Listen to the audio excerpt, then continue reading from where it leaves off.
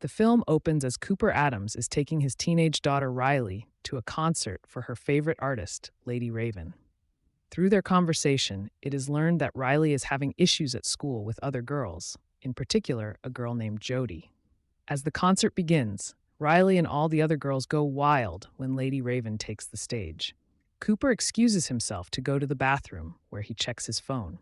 He looks through a camera app to check in on his captive victim, Spencer Gordon.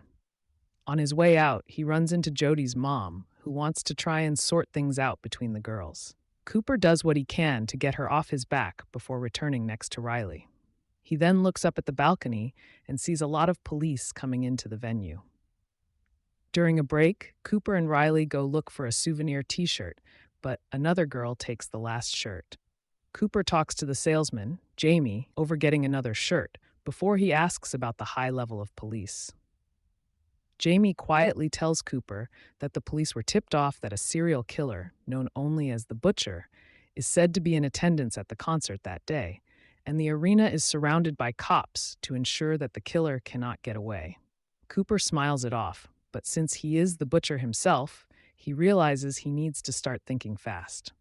While walking back with Riley, he knocks a drunk woman down the stairs to create a distraction, passing it off as he being too tipsy to stand. The two return for Lady Raven's next song, which is done in collaboration with another artist named Parker Wayne. Cooper notices Parker coming from under the floor and jokingly suggests to Riley that they sneak in to see what's underneath, but she thinks her dad is being weird. He then goes back to meet Jamie, who walks him to the storage room to get a shirt for Riley. Jamie mentions that he has followed the Butcher's crimes as a fan of true crime stories. After some conversation, Cooper swipes Jamie's ID card. Cooper uses it to sneak into the break room where the police are being instructed to look out for the Butcher. There, he steals a police radio and uses it to overhear the FBI's top profiler, Dr. Josephine Grant, who is looking out for every possible option the Butcher has for escaping. On his way out, Cooper runs into Jody's mom again, who becomes more antagonistic when Cooper tries to avoid speaking to her. He finally agrees to have Riley and Jody go out for pizza so her mom can go away. Knowing that the police will be expecting him to create chaos to escape, Cooper poses as an arena employee and throws 2 glass oil bottles into a boiling fryer. And an unfortunate employee walks past as the bottles explode, covering her with scorching oil and severely burning her. He then goes to the roof and finds 2 SWAT officers there, but he fools them by showing his ID, which he stole from Spencer, as well as using the code word every employee is supposed to know, Hamilton. After going back into the show, Cooper learns from Riley that Lady Raven picks a girl in the audience to be the Dreamer Girl to dance to the song of the same name. Cooper talks to a spotter who also happens to be Lady Raven's uncle. Cooper makes up a story about Riley recovering from leukemia, which touches the man enough that he pulls some strings and gets Riley to be picked as the Dreamer Girl. They are escorted to the backstage, where Cooper keeps an eye out for Grant and the officers. Riley goes up next to Lady Raven when she is called, and both Jody and her mom are pissed. After the song, Lady Raven does one final performance with fellow artist The Thinker, while Cooper helps a girl who was about to faint and takes her into the medical tent.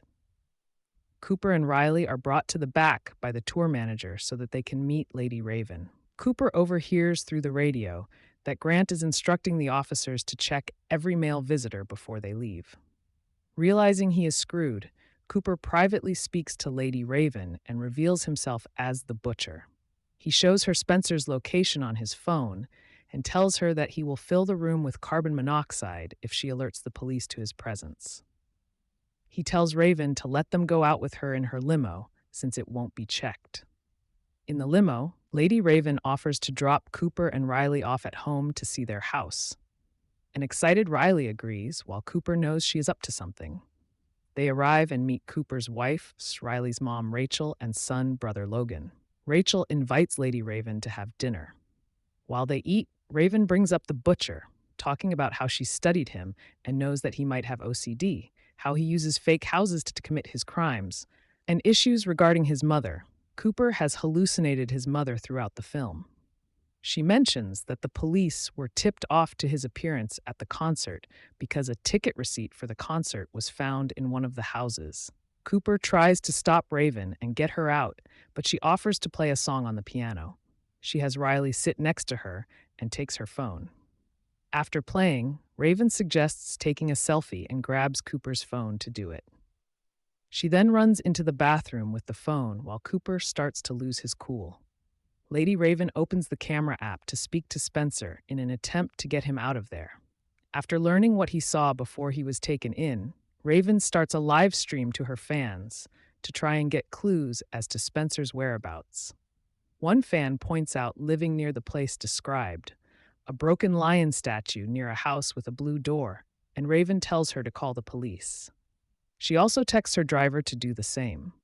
With Rachel questioning things, Raven tells her that her husband is the butcher. Cooper then unlocks the door after furiously pounding on it, and his wife and kids are nowhere to be found. He looks at his phone and sees that Spencer is also no longer locked up.